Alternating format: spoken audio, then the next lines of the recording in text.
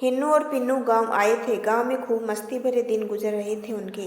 पढ़ाई, homework, project work, grade की ABC से दूर निश्चित और मगन थे वे दादाजी के हृदय के टुकड़े थे। दादी पल पल उनकी बलियां लेती थी, उनके खाने पीने का पूरा ध्यान रखती थी। जैसे ही तारे आकाश में निकलते, वे दोनों दालन में बैठकर दादाजी से कहानियां सुनते।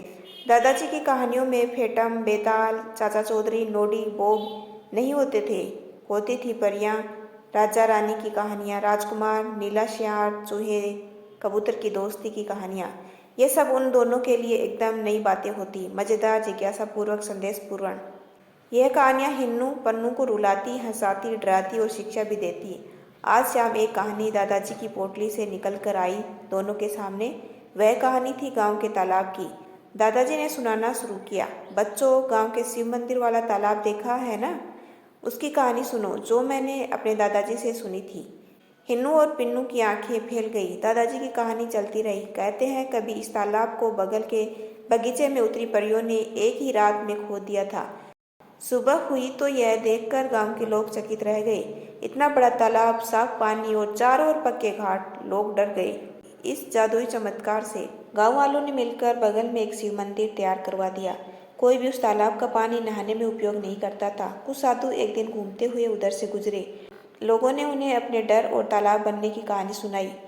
साधुओं ने वहीं डेरा डाला और दूसरे दिन तालाब की पूजा की। साधुओं ने तालाब में प्रेम पूर्वक स्नान किया और आंखें मूंदकर पानी में हाथ डाला तो उनके हाथ में पीतल के कई बर्तन आ गए, जो रसोई और खाने के काम आते थे।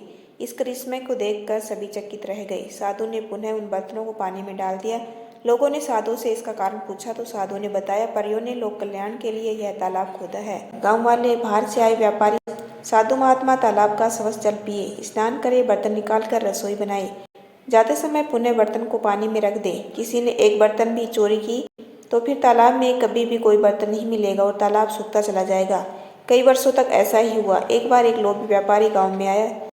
जाते समय वह तालाब से बर्तन लेता गया। तब से यह तालाब छोटा होता गया, इसका जल गंदा हो गया, घाट टूट गए, यह किसी उपयोग के योग्य नहीं रहा। कहानी सुनकर हिन्नू और पिन्नू बहुत दुखी हुए। दादाजी का हाथ पकड़कर पिन्नू ने कहा, हम कभी किसी की कोई वस्तु चोरी नहीं करेंगे और सबको बताएंगे कि इससे दूसरों का नुकसान हो सकता है। बच्चों को इस कहानी से बहुत बड़ी शिक्षा मिल गई थी। दादाजी भी बच्चों को देखकर बहुत खुश थे। यदि आपको मेरा छोटा सा प्रयास अच्छा लगा हो तो चैनल को लाइक, शेयर एंड सब्सक्राइब कीजिए। आपका अपना कीमती समय देने के लिए दिल से धन्यवाद।